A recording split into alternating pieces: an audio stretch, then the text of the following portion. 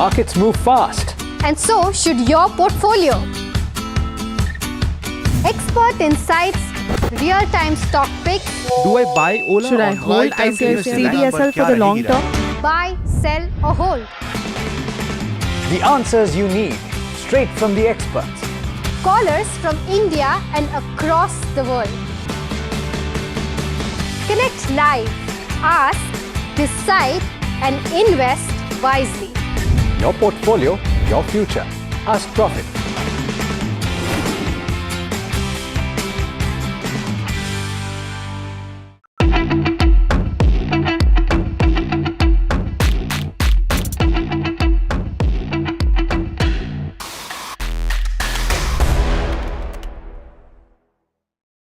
But I'd like to start this off by asking you, Vishnu, what you think about the whole question of India not having stealth fighters right now. It's a huge Everyone's problem. trying to sell them to us as well. It's a huge problem, Shiv.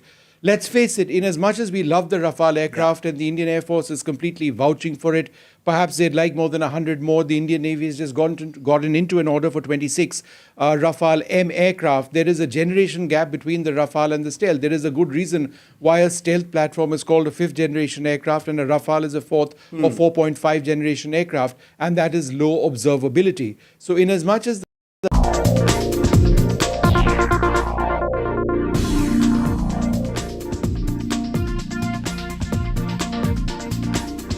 Good evening and a very warm welcome to India Matters on Tuesday night. The Indian Army has had a terrific year.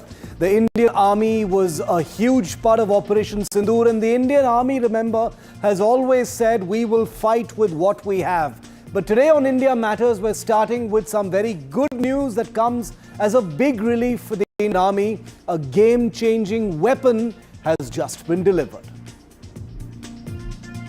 15 months late, but finally here, the Indian Army today received its first AH-64E Apache helicopters. That's them you see in these pictures. These are frontline battlefield predators, no reason called the world's most feared and formidable attack helicopters. And I cannot help thinking, if these had arrived just a few weeks earlier, it's almost certain they would have been on combat patrol duty near the Pakistan border in the tense days after the Pahalgam terror attack. Today, by the way, is 3 months since the attack. But they're here now and they're home-based in Jodhpur in Rajasthan. And unlike the sky grey Indian Air Force Apaches, which arrived a few years earlier, these Indian Army Apaches wear a sharp desert camouflage that tells you exactly where they will be flying in from now. Of course, you've already guessed it since I said Jodhpur, the Thar frontier. That hot line between India and Pakistan where dust, distance and deception often define the balance of power. The balance is shifted thanks to these helicopters, viewer. Picture this, another terror attack, God forbid, in Kashmir. Pakistan's response, as always, is to push its armoured vehicles, its tanks and other weapons close to the international border in Rajasthan. Their instinctive move, expecting a major Indian response of some kind. A familiar old game of defence by offence. But this time, something would be very, very different. Because circling over the horizon, the next time something like this happens, if it does, masked by sand dunes and evening haze, would be a pair, just think about it, of Indian Army Apache helicopters, their sensors looking at everything, their radars locking on silently. One of them lets off a single Hellfire missile. It comes out of nowhere and smashes into a Pakistani tank. A message, come any closer, and the entire column of Pakistani vehicles will be decimated. And all this while the helicopter remains completely out of sight and out of range, probably behind a sand dune or a hill. Now, these helicopters won't need to cross the border to change the battle calculus. Their incredible longbow radar system allows them to detect and destroy enemy vehicles from miles away. They can remain hidden behind terrain, rising for just a few seconds to deliver a precision kill, and then disappearing again, day or night. That's the amazing thing. Pakistani forces will know that they are being watched Every moment could be their last, except that they won't see it coming. The Apaches come at a huge cost. They are not cheap, but they're also not entirely imported. That's the good news. The main fuselage of these helicopters, can you believe it, viewer? I bet you didn't know this, are made right here in India by Indian hands, in fact, just outside Hyderabad. And there's a strong push to manufacture even more parts of this formidable helicopter right here on Indian soil in the future. The Apache's arrival marks a turning point. From now on, with every act of terror treated as an act of war, the Indian Army isn't just watching the desert front, it's waiting to hunt across it.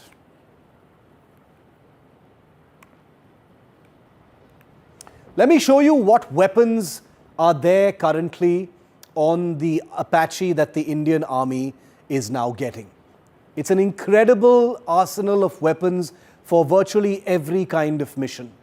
For instance, the AGM-114 is a Hellfire missile, precision-guided munition capable of long-range attacks on ground targets. Then you've got the Hydra 70mm rockets that are used for saturation attacks. Hundreds of these can be fired at targets. One of the most powerful weapons on the Apache is the M230 chain gun. It's on the fuselage of the main helicopter body, as you can see, capable of absolutely bringing hell onto its targets. And then you've got Stinger air-to-air missiles, because remember, these are helicopters that can be quite vulnerable in the air, and they've got air-to-air missiles to take out other helicopters or possibly even aircraft. Here's a first comment that's come in today following the delivery from the former chief of Army Aviation, the former Director General of Army Aviation. Take a look. See, there is no difference between the 22 Apaches that Indian Air Force holds in comparison to these 6 which the Indian Army is going to hold. And as far as the red lines are concerned, I think it only adds to the armory of our armed forces. And these are very, very potent anti-tank helicopters. So they definitely add to the arsenal. And in times of war, I'm sure they would be able to prove what I'm just saying. So let me tell you a little bit more about the Apache specifically delivered to the Indian Army today. 3 have been delivered. As you can see, they came bundled inside that giant aircraft, quite amazingly delivered in this manner. They're pretty big. These helicopters are not small by any stretch of imagination. So 3 have been delivered. 3 more will be arriving by the end of this year or next year. There are orders, we are told, for at least 12 more helicopters. So 3 times the current order is possible that the Army will place with Boeing. The Apache fuselage, like I said to you, is made right here in India by a Tata-Boeing joint venture in Telangana.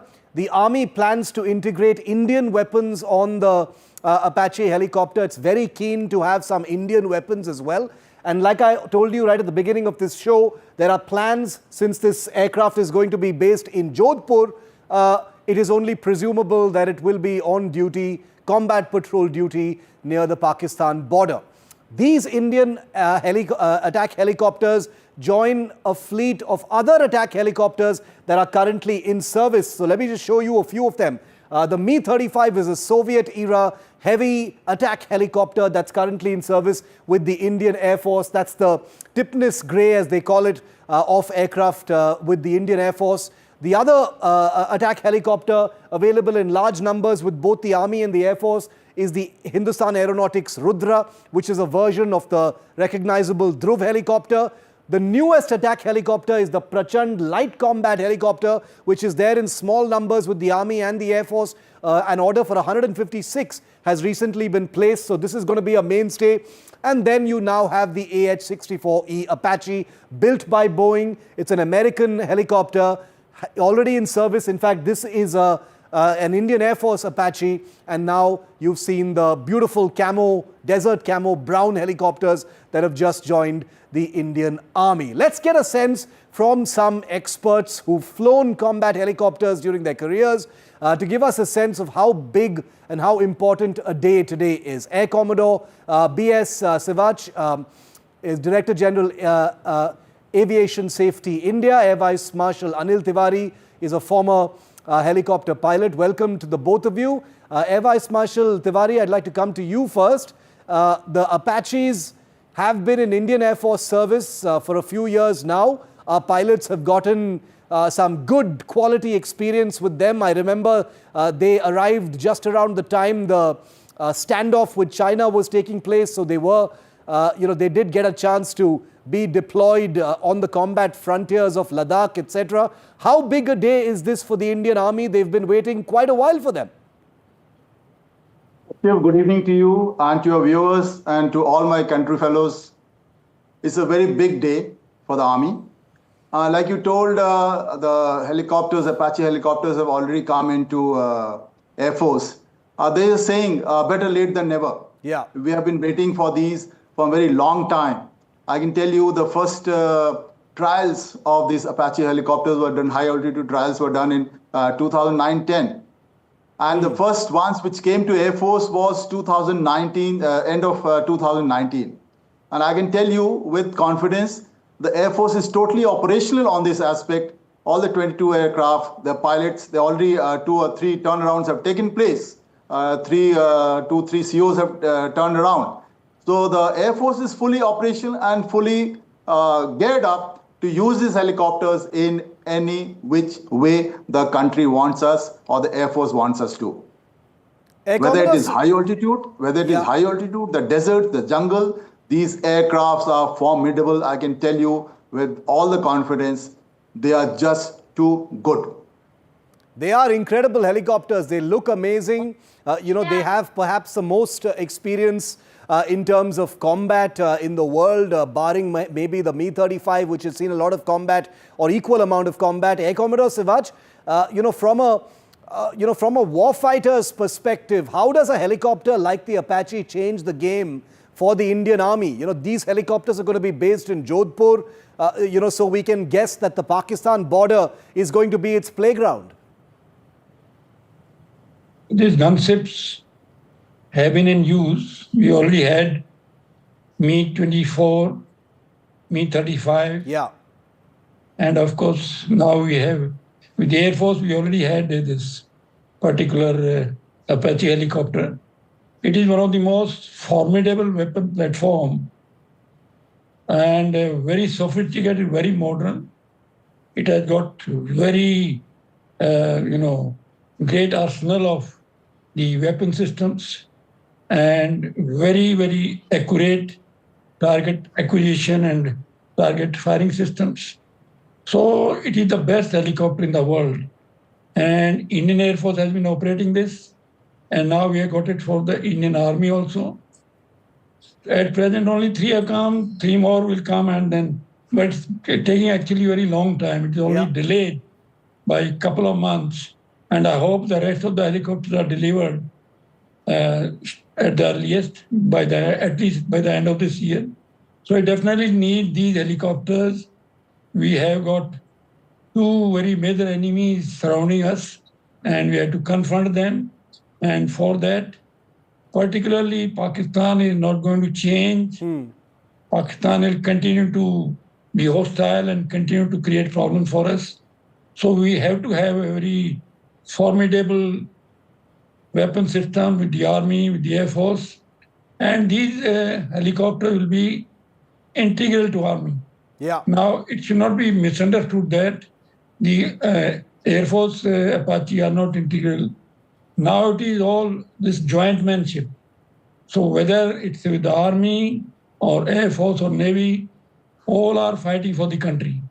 And now with unified command and structure, integrated planning, joint exercises, and joint operations, all that.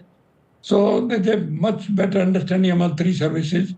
And there is actually, earlier there might have been some rivalry, but now rivalry is no longer there because of this integration, jointmanship.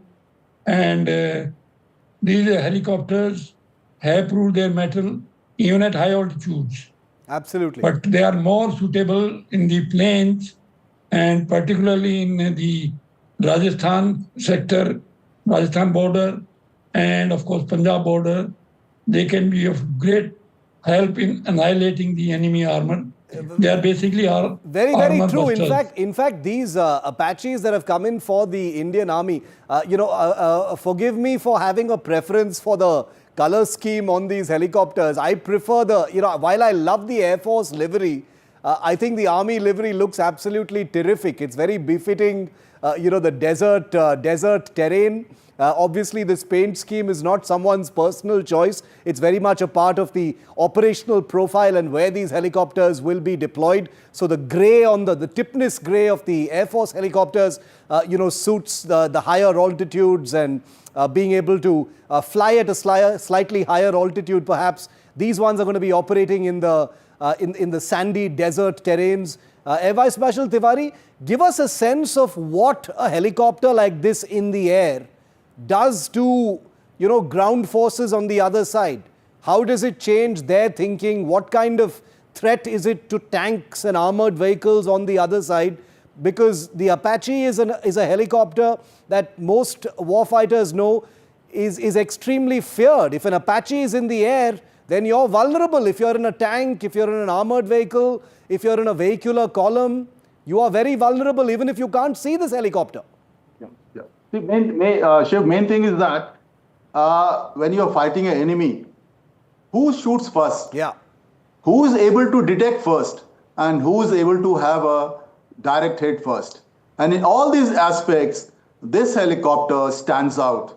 Just to give an example, the longbow radar, it can detect so many targets, more than 100 plus targets, and at a distance of 16 kilometers. Incredible. Now, at 16 kilometers, no tank is going to even think that where you are. You can't see also. You can't hear also.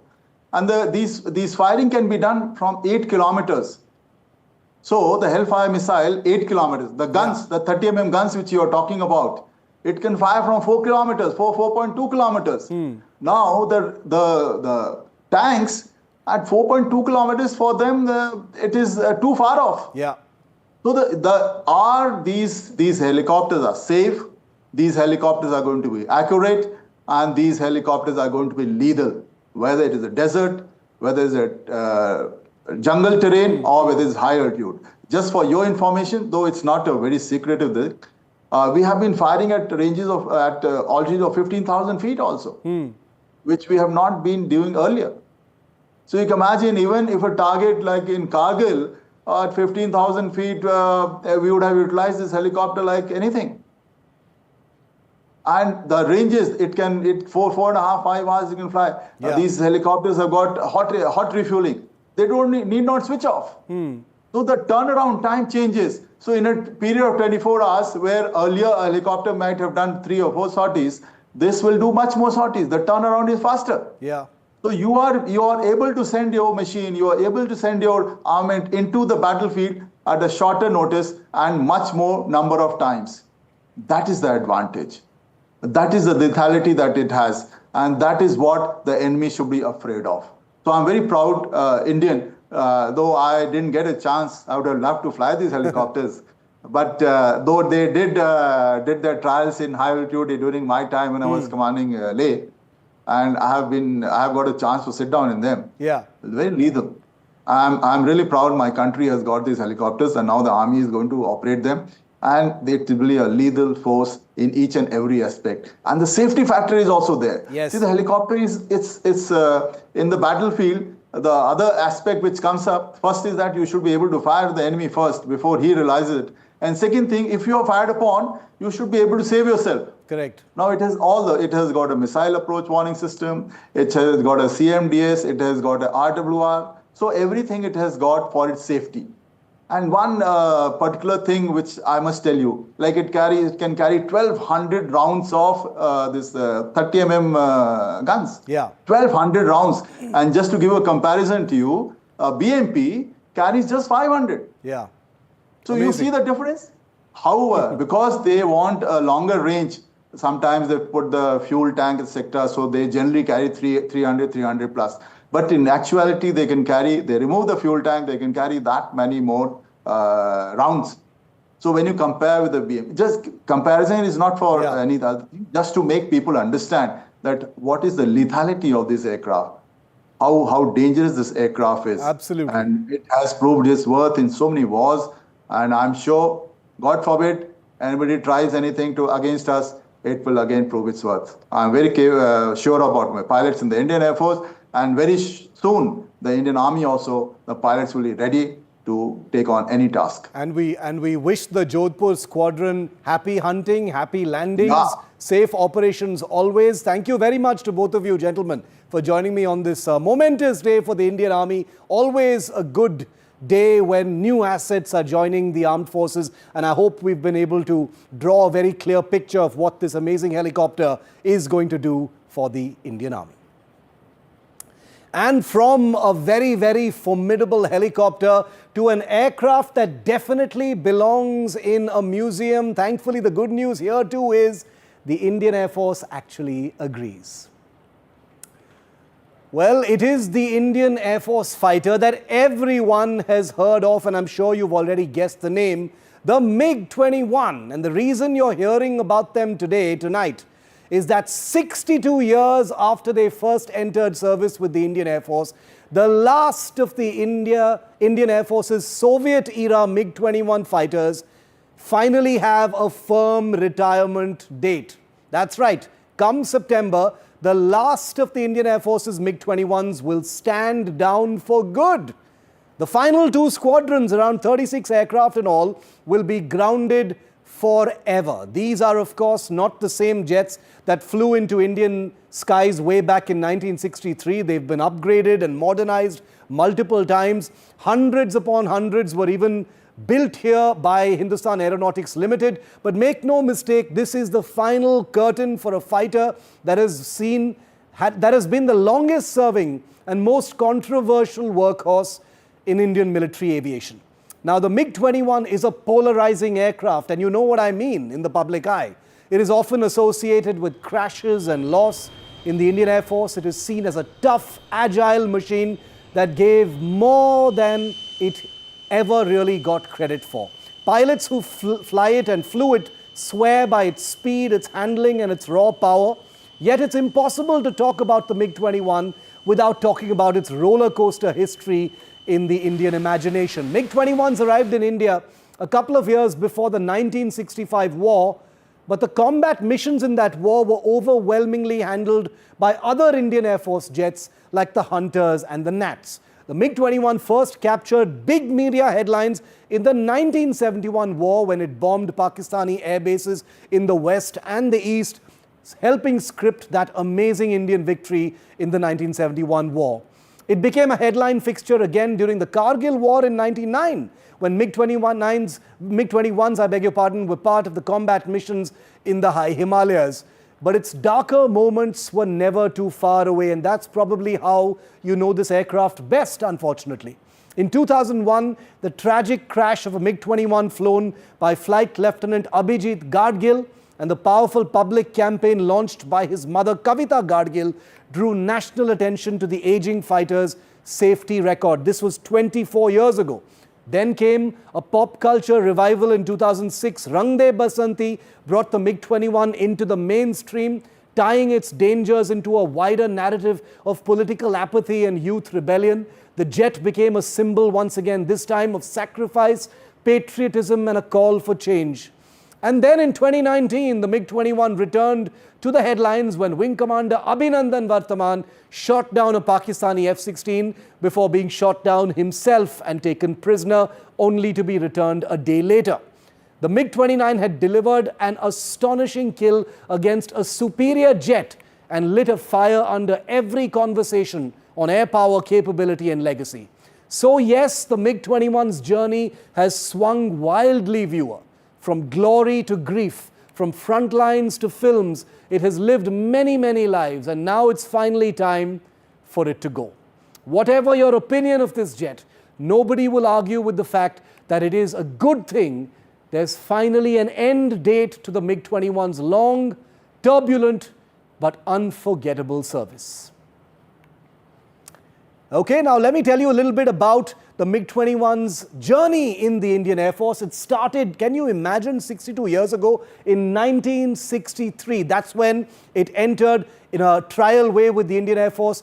It has become the Indian Air Force's backbone fighter, built and operated in the largest numbers from the 90s, 70s until the mid-2000s. It performed amazingly during the 1971 India-Pakistan war. HAL, like I said, got the licenses from the Soviet Union and built approximately 657 MiG-21s of different types right here in India. Let's get a sense of what today really means as the news breaks that the MiG-21s finally have a retirement date.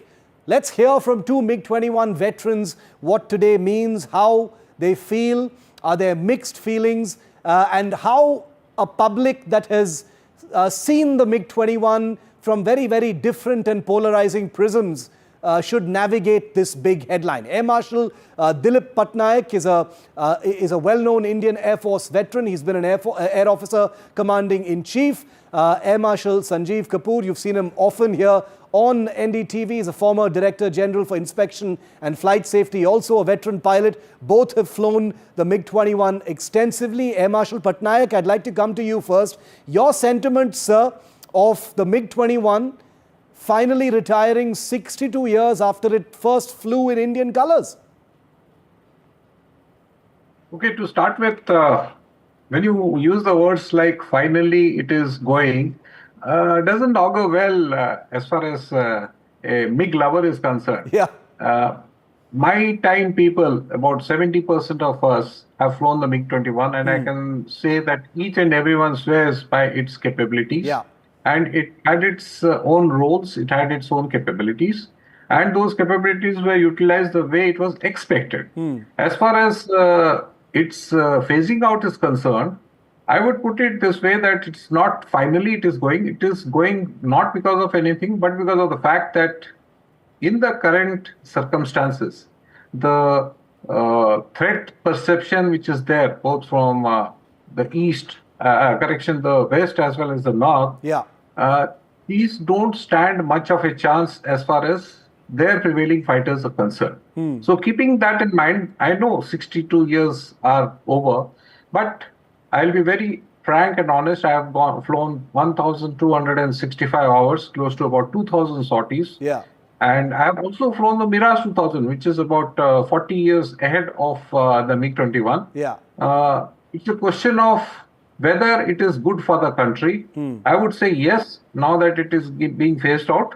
Why was it delayed? Probably because the LCA, which was supposed to come as its replacement, kept getting delayed more and more. Correct. And we did not have a choice but to continue. Yeah. And as far as its ability to fly and its availability is concerned, I would put it this way, that each time an aircraft is offered by our technicians, by our engineers to the pilot, and when he signs it, it is fully serviceable. Yes. It's not that the one which was taken 60 years back. Every aircraft has its technical life, it has got its airframe life. All this is catered for. Yes. So I won't go to the extent of saying, thank God it is going. I would just say that it's going because the current threat perception, it will not be doing good. So it needs to be replaced. It should have been replaced about a few years back, but we did not have a choice, so it is there. That is a very valuable perspective, by only someone who has actually sat in a MiG-21 and, whose decision-making has impinged on using the MiG-21. Air Marshal Kapoor, you've strapped into MiG-21s as well as a young pilot. No, I have not. I have not flown MiG-21. Okay, you've not flown the MiG-21, but what is your perspective on the MiG-21s, finally getting a retirement date? And when I say finally, I only mean that, it has been spoken about for so long. Nobody has any doubts about the Indian Air Force's decision-making whatsoever. But how important is a day like this today? See, while growing up, like Air Marshal Patnaik just said, it was the backbone of Indian Air Force. Yeah. There were a large number of squadrons, and if I recall reading somewhere, 28 units of Indian Air Force have operated this wonderful platform. It has gone upgrades like you covered in your preliminary report. And some unique things this aircraft has done. 1971 war, when the governor's house was shot, it was shot from weapon from MiG-21, and that led to the ceasefire. Also, if you recall, one aircraft, Atlantic, of Pakistani Air Force was shot. That also was shot by a MiG-21. And as latest as now, in the month of May, MiG-21s were utilized on high alert during Op Sindoor. So that, is the stretch of this aeroplane right from 1963. And the biggest upgrade in my appreciation came in 2001 when these aeroplanes were, the last version, the Bison, had, components both of Israeli, Russian and Indian. And this aircraft was brought up nearly to the 4th generation, and that stood the test of time. And of course, the curtain down ceremony is planned for September this month. And I'm sure all people who have been associated with this wonderful machine, and also picking up from where Marshal Patnaik left, hats off to the maintenance people, Absolutely. to having maintained the engineers and the technicians to have maintained this aeroplane over the years. And this is the longest serving fighter of Indian Air Force till now. Marshal Patnaik, take us into the cockpit of a MiG-21, all those many hours that you've spent flying this beautiful aircraft. What was it like flying the MiG-21 and what did you like best about flying it, sir? Share something about it with us. Way back in 1985 was the first time when I sat in a MiG-21 cockpit. It was a Type 66. It's a trainer, two-seater, with my instructor sitting in the rear. I had changed over from a Kiran, which takeoff speed is about 105 knots, coming to about 180, 190 kilometers. And this aircraft, if you can come close and see, it's hardly got any wings. And the takeoff speed is 330 to 340. It was a Type 77 for which we were training. And I still remember that when there is something known as afterburner. You engage the afterburner, release it. Next thing you hear from the instructor is raise the undercarriage up. That means you are so far behind. The aircraft has already gone ahead and got airborne, and the instructor is yelling, put the undercarriage up. That is the kind of, you have to be ahead of the aircraft. It takes time. It takes time to be, and that is what fighter flying is all about. You have to be ahead at all times, every time, and you have to be right each and every time. Because there's only a single engine. And only thing there used to be a joke some time back that MiG-21 cannot get aids because it had no aids. When I say aids, it means did not have a good navigation system. We did not have an inertial nav system. Radar at times worked, at times did not work. The accuracy of the weapons were not so great. And most important was to navigate from place A to place B. I remember when we used to fly from Bhuj all the way and come and carry out an attack over Pokhran. Those used to be competitive events. So it is like we used to say flying through Nimbu Pani because hardly any, very poor visibility, and we used to be looking for one prominent E-shaped building. Our CO was always waiting for that E-shaped building so that you could carry out an attack. So without aid, but fact of the matter is, it's a very nice aircraft when you can have control over it. There have been losses. I agree. There have been losses. I have lost two of my course mates, Chow Wong Ping Mong Long and Sujit Jog, both on the MiG-21s. But fact of the matter is, whenever an aircraft has been asked to perform, like Marshal Kapoor mentioned, Atlantic was shot down by a MiG-21 using a R-60 missile. It's an upgraded version. Then Abhinandan shot down an F-16 using the MiG-21 Bison. So as we have progressed, it should have, if you ask me, should it have been done away with some time back? The answer is positively yes. But did we have that option? The answer is no, because it has to be replaced with something. It has to, it's all a numbers figure. So I can say to end with is that it was a nice platform, and it is the only platform which could get airborne in 2 minutes, less than 2 minutes time from the time a scramble is given. No other aircraft can reach that except for the Ajits and the Nats earlier. But this aircraft just could take off and reach high speed and intercept. Many interceptions have happened using the MiG-21. While I was there in Bhuj, I was there in many other places. It is a fantastic platform. A beloved of its pilots, polarizing in the public eye, but certainly an aircraft that nobody will ever forget. So thank you for that very valuable perspective. There is no perspective like that of a pilot when we're talking about aircraft, I always say. And I promise all of our viewers that NDTV will be visiting the base where those final 2 squadrons are, and we will get you special coverage as we bid farewell to the MiG-21. Thank you to both the Air Marshals for being with me tonight on India Matters.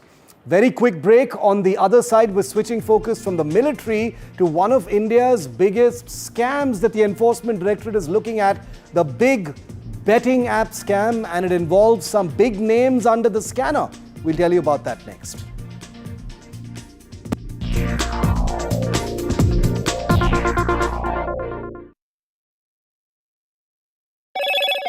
Hello, Moto. Motorola, India's leading AI smartphone brand.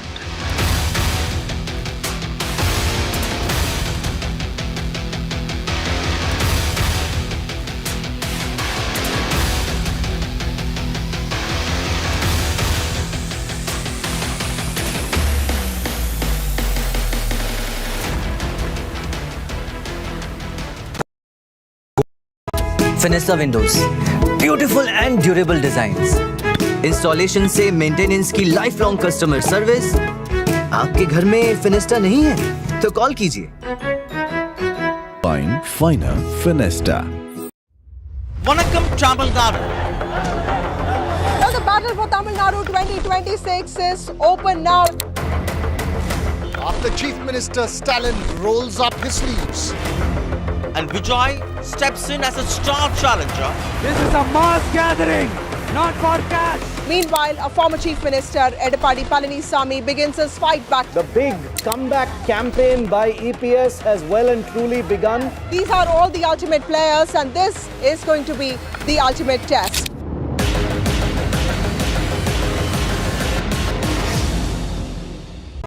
Finessa Windows, beautiful and durable designs. Installation से maintenance की life long customer service. आपके घर में फिनेस्टा नहीं है तो call कीजिए। Find Finer Finesta. Well, in the latest episode of Control All Defense, we are talking about a platform that all of you want to hear about, the Tejas. The big question, we do know it's a great platform, but is it of use for the Indian Air Force going into the future? How relevant will it remain?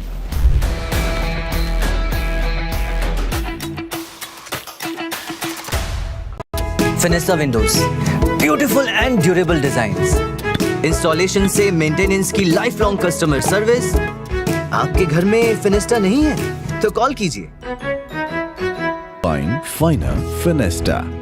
I've been reporting on all issues big and small from Andhra Pradesh, Telangana, rest of South India, bringing you all the action, all that you need to know, all that you want to know. The energy of Maximum City is infectious. I'm bringing that energy in our news coverage from financial capital Mumbai. Covering from the southernmost part of India over the last 23 years, I bring in-depth and 360-degree coverage from the Dravidian heartland. The land of Mishti, also known for its bitter politics. I have seen much water flow under the Howrah Bridge, covering Bengal in all its vivid colors. India's IT capital is always bustling, a city full of startups, stories and surprises. And I keep you ahead on all the Bengaluru buzz. जनता के पास सवाल ही सवाल है, जवाब ढूंढने को वो देखती है न्यूज़ और देखती है यहाँ तो सवालों का मायाजाल है। ऊपर से ये अलग फाइट है, कोई पूरा लेफ्ट तो कोई पूरा राइट है, बीच में मुद्दे के साथ कौन है, जनता को जवाब चाहिए। इसीलिए सवालों की परेड नहीं, मैं लाऊंगा खबरों की कचहरी। मैं शुभांकर मिश्रा, मेरे साथ देखिए कचहरी रात 8 बजे सिर्फ NDTV इंडिया पर।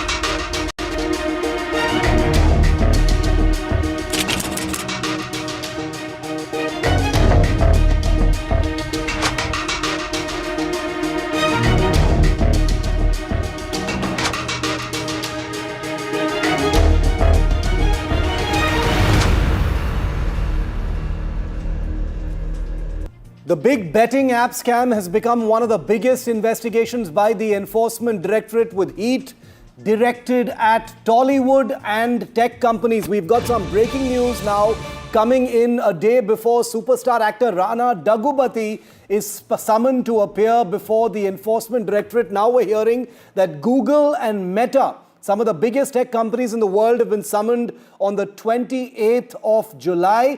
Did these tech giants deliberately promote betting apps? Remember, a public interest litigation says more than 1,000 suicides in Telangana have been linked to these betting apps. Mukesh Singh Sengar, our crime editor, is live with me.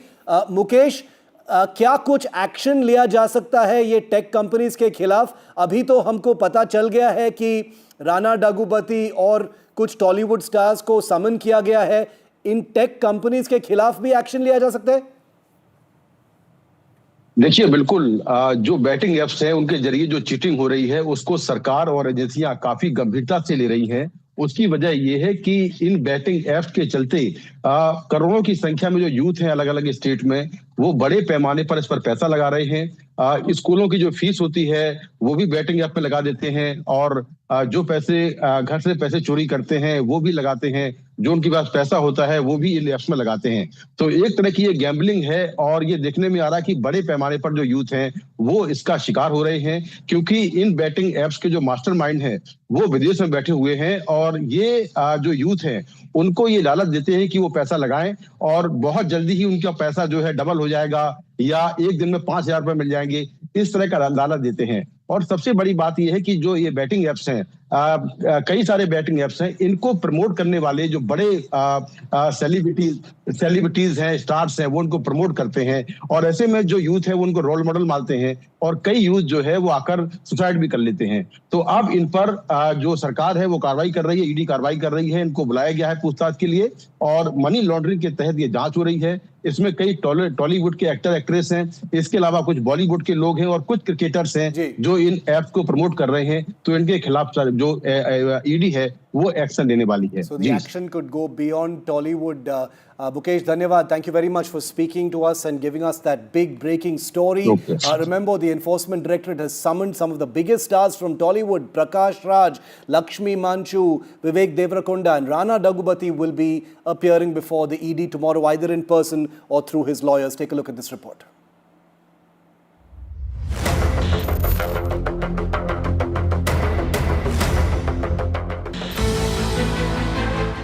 You've probably seen flashy ads promoting betting apps, urging you to play and win, featuring your favorite actors and influencers. But now many of those same stars are under the Enforcement Directorate's lens. The ED is cracking down hard on illegal betting and gambling platforms accused of cheating lakhs of Indians of their hard-earned money and laundering massive sums. The estimated tax evasion, a staggering 27,000 crore rupees annually. In a major twist, 29 actors, influencers and creators have been summoned for questioning in the money laundering probe linked to these shady platforms. According to sources, actor Rana Daggubati has been asked to appear at the Hyderabad ED office on July 23rd. Veteran actor Prakash Raj has been summoned on July 30th. Vijay Deverakonda on August 6th. And Lakshmi Manchu on August 13th. Other names include Nidhi Agarwal, Pranitha Subhash, Srimukhi and Shamla, all of whom reportedly endorsed betting apps suspected of generating illicit funds. The ED suspects these celebrities promoted platforms allegedly generating illegal funds, misleading lakhs of young Indians in the process. The Tollywood industry has been rocked by these revelations, with several actors now facing questions over allegedly misleading the public, especially the youth, by promoting such apps. Earlier, Bollywood actor Sahil Khan was questioned by Mumbai police linked to the Mahadev betting app case. Ranbir Kapoor, Shraddha Kapoor, Tamanna Bhatia were summoned. Kapil Sharma, Hina Khan, Huma Qureshi were called in for questioning after they performed at a wedding in Dubai. Meanwhile, big tech giants like Meta, Google officials have also been issued fresh summons. Sources say that the executives have been given a one-week extension and asked to depose on July 28th. The tech giants have been summoned to know how such illegal platforms can place ads on their portals. Google has responded saying it uses advanced AI tools to ensure ad compliance with local laws and protect users from threats. The ED is investigating more than a dozen cases linked to illegal gambling and betting platforms across the country, including the Mahadev online book app, whose main promoters hail from Chhattisgarh. Bureau Report, NDTV. So you've heard of these betting apps, you've now seen our report on all these big stars being summoned, but how big is this entire betting app market? Well, what if I told you $100 billion or more could be the overall size of the betting app market? Just think about that number for a moment, viewer. $100 billion at the very least. It has an annual growth of 30% year on year. That tells you just how much the market is actually growing. 22 crore users in India, and I want you to think about the figure of 1,023 suicides in Telangana in the last 1 year. Regular users, 11 crore per year in India use betting apps. Web traffic, 1.6 billion plus in the last 3 months. Estimated tax evasion owing to the use of betting apps of this kind that are under the scanner now, 27,000 crore rupees per year. These are initial estimates by the Enforcement Directorate that we are using here on NDTV, and it gives you a very small kind of indicative sense of what we are actually talking about when we talk about betting apps. And a journalist who has been reporting relentlessly on this investigation, specifically what's been happening with the Enforcement Directorate probe into what's happening in Telangana and Andhra is Uma Sudhir, my senior colleague who joins me now. Uma, the actors who've been summoned in the next few days by the Enforcement Directorate are all big stars from the Telugu film industry. What kind of shockwaves have gone through the industry? Then we'll talk about the probe itself.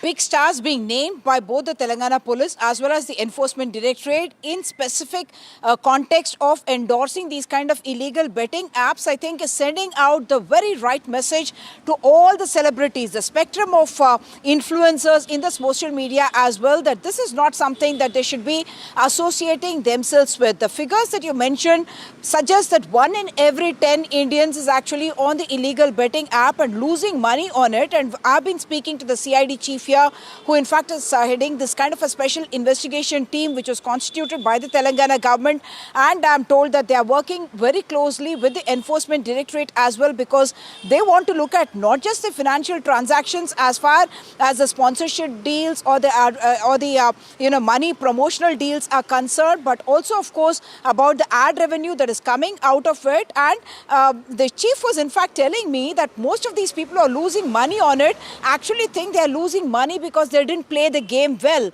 and not because this is actually geared to make you lose money, make you lose, not in hundreds but thousands of crores perhaps is what is the estimated loss. It has been going on for a very long time. Citizens had actually flagged it earlier this year, and very, very pathetic story. One young student who was in Italy and was looking at some cricketing apps, betting apps, and his friend lost 60 lakh rupees, and he lost the friend as well, who could not come to terms with having lost that kind of money and died by suicide. After which this young person decided to do some investigation himself, lodged FIRs, and therefore we have multiple FIRs in Miapur, in Cyberabad, in Panjagutta, in Suryapet, in Telangana, and also in Visakhapatnam.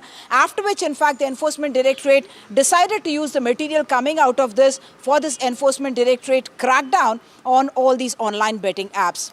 Uma, thanks very much for that comprehensive update. This doesn't appear to be a flash in the pan probe. The Enforcement Directorate is going to sink its teeth into this and get deeper. There may be more stars who may be summoned going forward, not just in Tollywood, but elsewhere as well. We'll keep a very close track on that. Rana Daggubati has been summoned tomorrow. We'll see how that goes. Thanks very much, Uma, for joining me on that big news break here on NDTV. And finally, after the much debated Prada Kolhapuri saga, which once again you first heard about here on NDTV, India's top fashion designer JJ Valaya speaks to NDTV's Mayank Chaudhary on inspiration, plagiarism, and why we're still hung up on what he says is Gora validation. Here's that big exclusive on the closing of the most decorated fashion week, all set to take place in the national capital.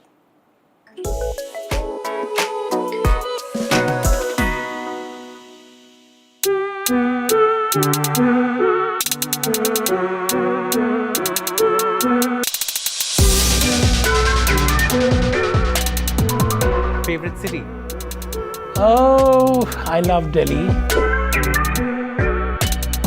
Most stylish politician? I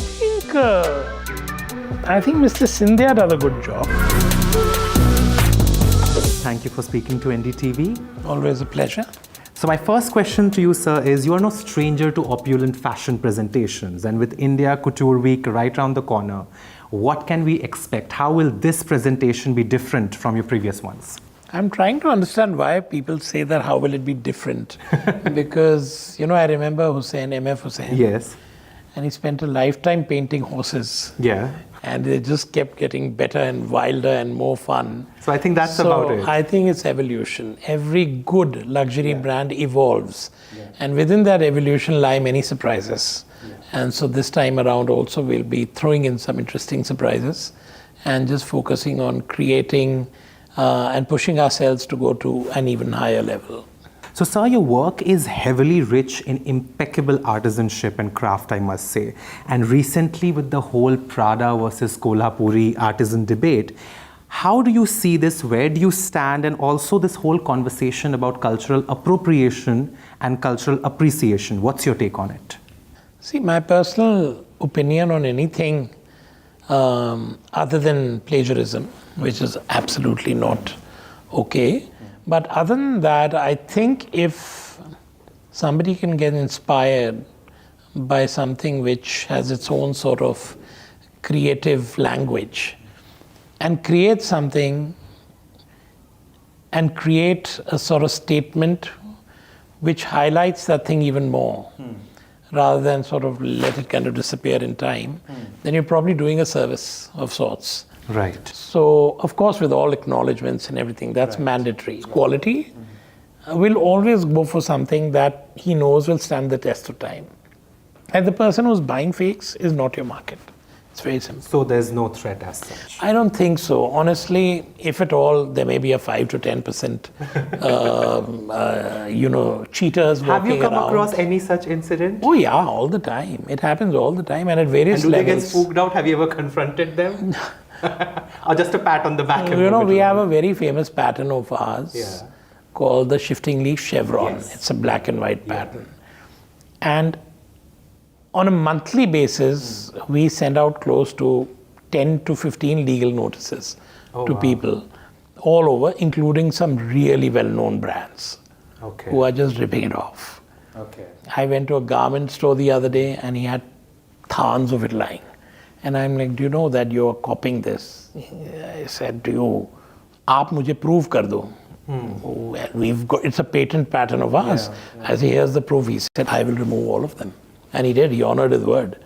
Years back when I was working as, I think I was a guest person, handling guests at the FDCI show, and it was your show. And I was very excited to, I was in fashion school, I was very excited to see it. And I remember as I was helping the guests find their seat, there was this, I think somebody in the front or the second row, they went, oh, JJ, he's synonymous with what Delhi fashion is. And that sort of stayed with me. And I feel like a pinch me moment that I'm asking you, why do you think your customers or admirers say that? Is it that because I personally feel, and I've observed your work, that there's something extremely inclusive about your work. It's almost like different cultures come and blend into your work. There's a room for everyone here. Yeah. Very much like our city.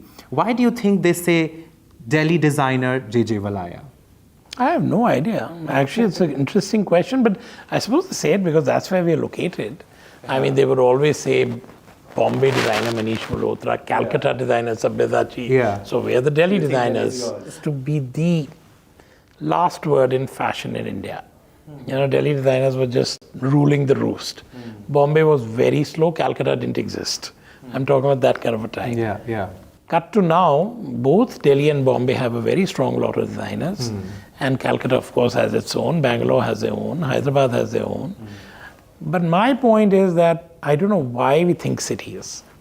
We should be Indian designers. Sir, my last question to you is, you're a household name and a lot of aspiring young designers look up to you, look up to the work. What message do you have for them?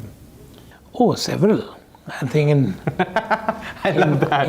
Maybe we should have a master class with J.J. Valaya. Yeah, I know, 33, and if I had my NIF days, I'm talking about 35 years. Yeah. After 35 years, I can tell you so many things, but if I were to really pinpoint 2 or 3, number one, never rest on your laurels. You may think you're the best, but there are 20 other people snapping at your heels. So you cannot think that I'm untouchable. Everybody can be dislodged, right? Correct. Number 2, believe in yourself, because a lot of times what happens is people start looking around and seeing what others are doing, and then they try to kind of keep up in the rat race. Nobody wins in a rat race. So it's a pointless, race to run. And also you've got to be very alive to the fact that what you do is yours because you love doing it. So keep focusing on it, make it the best. For the simple reason that if you think every person in the world is going to love your clothes, you're mistaken. You will have your segment who will swear by you. You will have a segment which will hate you. Get used to that. Focus on the ones who love you. Give them experiences they can never forget. And that's it.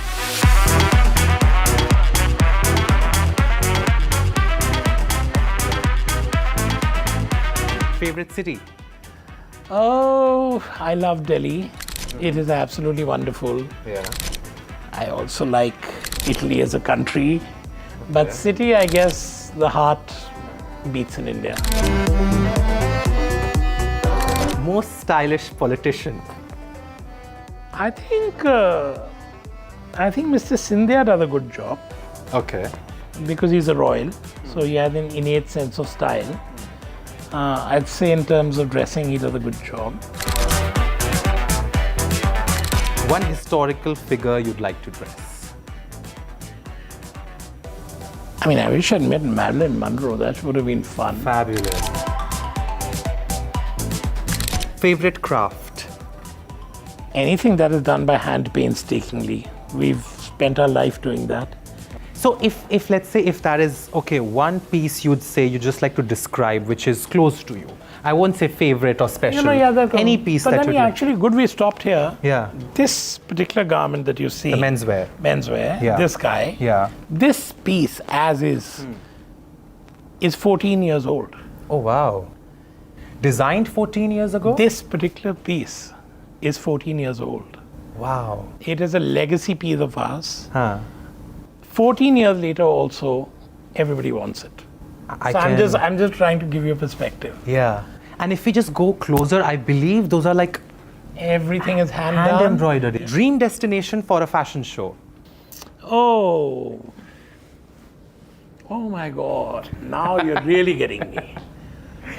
Well, Delhi is done, and you said Italy you love. Yeah. It has to be something absolutely mind-blowing. And it has to be where something man-made meets nature. That perfect sort of mix. Where man has created something so awesome, but right in the lap of nature. One name in fashion that you look up to, that inspires you? Well, my biggest regret is that I did not meet Karl Lagerfeld. And I had the opportunity to. I couldn't. I mean, that's something I regret. I would have loved to meet Coco Chanel because that would have been insanely brilliant. Yeah. What do you think you'd ask her? If given an opportunity, you're sitting across Coco Chanel, in Paris or Italy or in Delhi, who knows, what would you ask That her? how she would always wear black and white and yet lead such a colorful life. Oh, that's wonderful. So that's something which is very interesting. That's wonderful. Talking about another late and great, one word for your colleague and friend Rohit Bal. Oh, that was my heartbeat. He was somebody I adored, loved, respected. I was telling somebody the other day that man singularly believed in everything he did. His colors, his silhouettes, his style. There was never a reason for him to do a Western gown or to do anything which he should do because it's trending. He lived his entire life in 3 colors, black, ivory and burgundy. And he lived his entire life literally in long jackets and massive anarkalis and maybe a few saris, maybe a couple of lehengas and impeccable menswear. Yes. So I mean... And quite provocative he was Oh, with his yes, work. yes. Now, J.J. Valaya in one word. Exploring.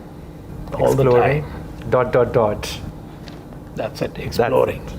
Thank you so much. Thank you. That was fun. I liked it. It was fun. Yeah, I liked it. It was enjoyable.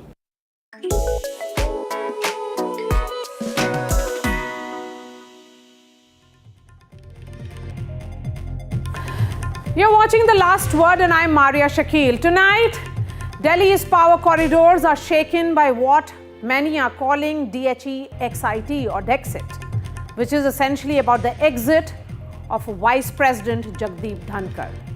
At 9:30 p.m. yesterday, that is last night, Vice President Jagdeep Dhankar resigned, sending shockwaves through the political establishment. Why did this happen? What does this mean? And what comes next? We have the inside track and the political story behind the story.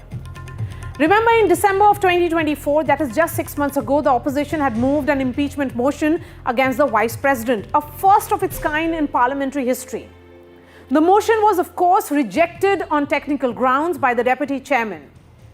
So how did that distrust, which was visible between Mr. Dhankar and the opposition, change to distrust between Mr. Dhankar and the Treasury benches? Remember, the opposition had gone on to say that Mr. Dhankar, who holds a bipartisan chair, who held a bipartisan chair as the chairman of the Rajya Sabha, was actually a spokesperson or a mouthpiece of the government. Now, let me tell you what happened. Sources tell us that the immediate trigger was a motion to impeach a judge. Yes, Justice Yashwant Verma, the infamous Delhi High Court judge from whose house alleged cash stash was recovered. Here's what happened.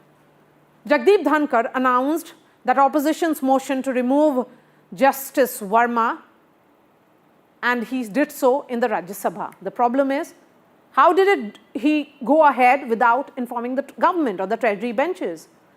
This move set off alarm bells in the NDA camp. Government sources say this was more than just a communication lapse.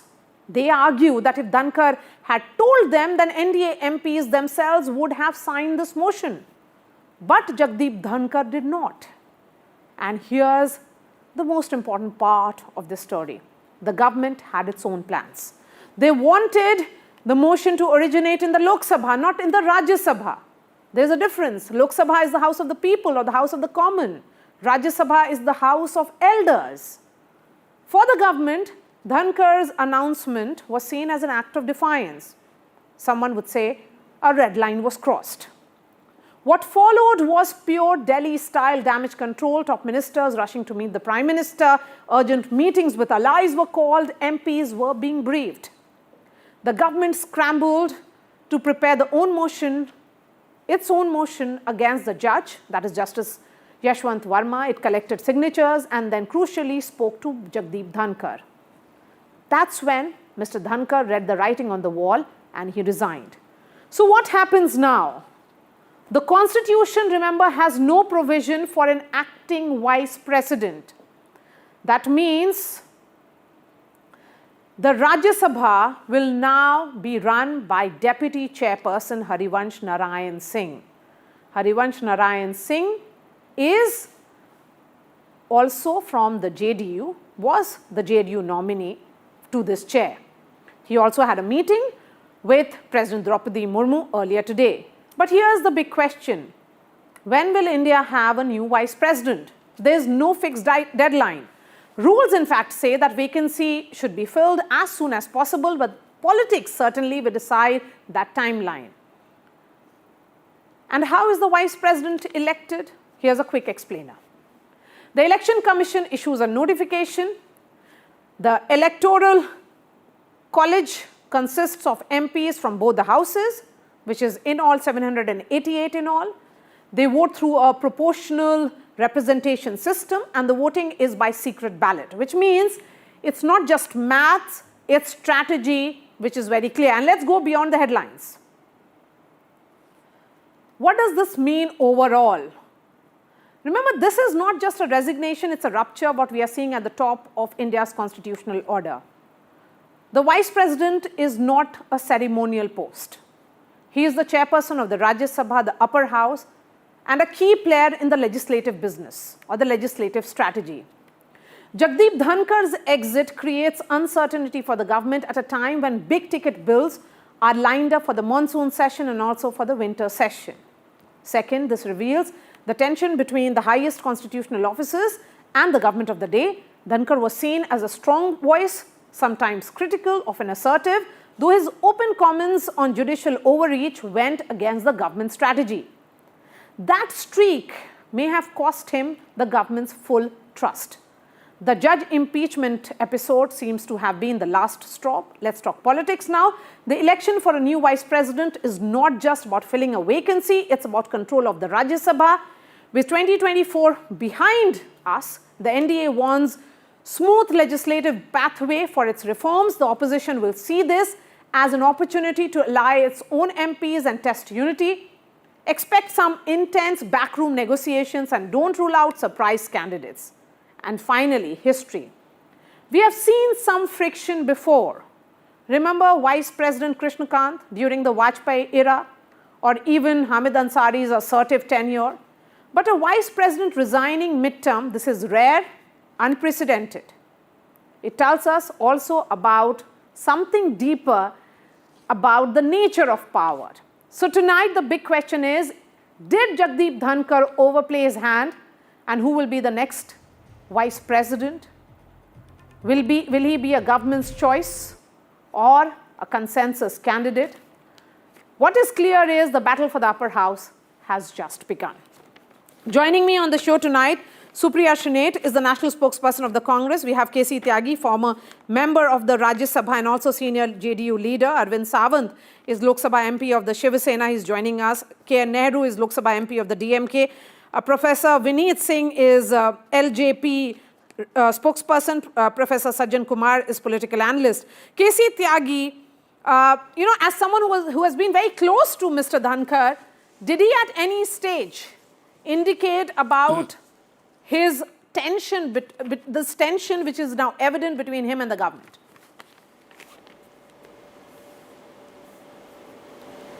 नहीं मारिया जी, मैं पिछले 35 सालों से हमारे मित्रवत रिश्ते रहे हैं। नवी लोकसभा में मैं और धनखड़ जी दोनों साथ साथ जनता दल के टिकट पर आए थे, और जनता दल के अंदर की जो व्यूह रचना थी उसमें भी हम दोनों देवीलाल जी के नॉमिनी थे। उस नाते भी हमारा करीबीपन था और ये रिश्ते हमारे लंबे समय तक चलते रहे। हालांकि मेरी तो निरंतरता जनता दल परिवार के साथ बनी रही, लेकिन वो बीच में कांग्रेस पार्टी के भी टिकट पर विधानसभा के सदस्य रहे, और उनकी जो कोर्ट में जो उनकी उपस्थिति थी, जो हाजिरी थी, उससे अरुण जेटली जी प्रभावित हुए और उनको बीजेपी में ले आए। और मुझे बहुत अच्छा भी लगा और आश्चर्य भी हुआ जब वो गवर्नर बने। उन्होंने कई बार मुझको वहाँ पर आमंत्रित किया, कल कोलकाता में भी, लेकिन उपराष्ट्रपति के चुनाव में मैं सक्रिय था, उनके शपथ ग्रहण समारोह में भी था। अब जो वर्तमान में जो प्रकरण है उसको लेकर के मैं दुखी भी हूँ, अचंभित भी हूँ और व्यथित भी हूँ। एक किसान पॉलिटिक्स से मैंने अपनी राजनीति की शुरुआत की है, और उनके कई संस्मरण मुझको याद आते हैं जब किसान परिवार का सदस्य होने के नाते उन्होंने एमएसपी को लेकर के भी, किसान आंदोलन को लेकर के भी, और किसानों की एगोनी को लेकर के भी समय समय पर अपनी राय जाहिर की। और एक स्टेज पर तो वो कृषि मंत्री के साथ भी उन्होंने कहा कि मैं कॉन्स्टिट्यूशनल पद पे हूँ और आपसे कहना चाहता हूँ कि ये किसानों की समस्याओं का हल क्यों नहीं हो रहा है। लेकिन मुझे एक चीज़ का बड़ा आश्चर्य है, और ये आपने कहा कि ये पहली बार इस्तीफ़ा हुआ है इस तरह के पद का, तो इस पद पर रहने वाले किसी उपराष्ट्रपति पर महाअभियोग का भी कैंपेन पहली बार ही चला था। पिछले साल का आपको याद होगा 10 दिसंबर को धनखड़ जी के खिलाफ हमारे कांग्रेस पार्टी के मित्रों ने प्लस कुछ और साथियों ने महाभियोग दिया था कि ये गवर्नमेंट के लिए बहुत प्रोएक्टिव है। और राज्यसभा में जो लोग कवर करते हैं पत्रकार मित्र वो जानते हैं कि सरकार के मंत्रियों से भी ज़्यादा कई अवसरों पर वो सरकार की हिमायत करते थे। ये भी पहली बार हुआ कि उनके खिलाफ जो है आया है विश्वास प्रस्ताव और किन्हीं टेक्निकल कारणों से वो पास नहीं हो सका। अगर हो जाता तो ये भी एक इतिहास की घटना होती कि किस तरह से एक उपराष्ट्रपति को अपदस्थ किया गया। मैंने पहले ही आपसे कहा मैं अचंभित भी हूँ और मैं व्यथित भी हूँ, दुखी भी हूँ उनके इस्तीफे पर। लेकिन जो 2 दिन से मैं देख और सुन रहा हूँ वो जरूर दुर्भाग्यपूर्ण है। उनको लेकर के 1000 तरह की चर्चाएं मार्केट में हैं। इस वजह से इस्तीफा हुआ, उसने ये कह दिया। और हमारे कांग्रेस पार्टी के जो मित्र हैं सबसे ज़्यादा दुखी वही हैं जो पिछले साल दिसंबर में उनका इस्तीफा मांग रहे थे। तो राजनीति अब चर्चाओं, अफवाहों, षड्यंत्रों, कैरेक्टर असैसिनेशन इस पे आ गई है। अब से 30 साल पहले घटना हुई होती, वीपी सिंह जी मेरे नेता थे, उन्होंने राजनीति से रिटायरमेंट लिया, कोई चर्चा अफवाह नहीं थी। जयप्रकाश नारायण मेरे नेता थे, उन्होंने राजनीति से त्याग पत्र दिया, इस्तीफा लिया। सवाल इसलिए उठ रहा है कि क्यों रिटायर किया, बिकॉज उन्होंने कहा है चिट्ठी में अपने जो उन्होंने लिखा था कि उनकी हेल्थ कंडीशन के वजह से वो रिटायर कर रहे हैं, और कल वो उन्होंने पूरा हाउस कंडक्ट किया था। तो इसीलिए सवाल उठ रहा है कि क्या हुआ। नहीं, मैं उठने के खिलाफ नहीं हूँ, सवाल उठाने वालों से भी मुझे कोई शिकायत नहीं है। लेकिन मेरा कहना ये है कि अब से 35-40 साल पहले अगर इस तरह से इस्तीफा हुआ होता तो इस तरह की आशंकाएं व्यक्त नहीं की जाती जैसी आज हो रही हैं। तो राजनीति का जो हो रहा है जिस तरह का, मैं उसको लेके चिंता हूँ। पहले ऐसी सहिष्णुता नहीं थी, कैरेक्टर असैसिनेशन नहीं थे, र्यूमर मॉन्गरिंग नहीं थी जो जितनी और जिस समय इतनी आज हो गई है। और मैं किसी एक पार्टी या एक व्यक्ति को इसलिए दोष नहीं देता, इस तरह का हो गया उसके प्रेजेंट स्टेट और अफेयर पर भी मैं दुखी हूँ। Okay, Supriya Shrinate, what changed from December of 2024 to now that all Congress leaders seem to be talking about the great, characters or the manner in which he would conduct the House? What changed? I would actually beg to differ. I do believe that in his tenure, he brought a lot of defame to the office that he held. I don't subscribe to the view that he was great and he was doing everything great. I think he was extremely partisan. I think the language that he used for the opposition leaders time and again, and used public platforms to attack and make public political speeches, I don't think that was becoming of his office. But Maria, that is not the point here. The point is that in independent India, a serving vice president in the middle of his term, he was elected in 22, so roughly at half his term, has quit. Please understand, this is not just anybody quitting the position. Vice President is the second highest constitutional office right after the President of this country. And what one sees is a rather unceremonious, unprecedented, and an exit that has taken everybody by surprise. He was not just conducting the House yesterday, he had meetings planned today. He was supposed to visit Jaipur tomorrow. So everything was in place for him. What happened that he suddenly had to quit is the question that we are raising, and I'll tell you why we are raising that question. There is no love loss or anything for the man, so to say. There is concern for the seat that he occupied, because we have seen in the past, demonetization happened, you had RBI Governor Urjit Patel resign. You know, an issue was raised in the Election Commission, you had Ashok Lavasa resign in his midterm, Urjit Patel midterm. Now, Vice President Dhankar midterm. Is this a midterm government is what everybody is asking. And I'm sorry to say, the reaction that one has seen from the Treasury benches, if you actually go back and if you are willing to and can show the tweet of the Prime Minister, Mr. Dhankar bent backwards sometimes in Rajya Sabha to accommodate the Treasury bench.